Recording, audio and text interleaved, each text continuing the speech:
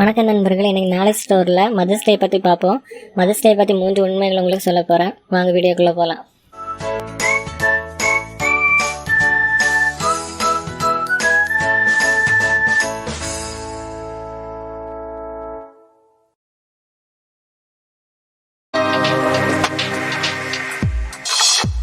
அண்ணா மேரி ஜர்விஸ் என்பவரின் முயற்சியால் 1907ஆம் ஆண்டு மதர்ஸ் டே முதல்ல கொண்டாடினாங்க. மதர்ஸ் டே எல்லா நாட்டிலையும் ஒரே நாளில் கொண்டாடப்படுறதில்ல. நார்வேல பிப்ரவரி 14 ஜார்ஜியாவில் மார்ச் 3 கொண்டாடுறாங்க.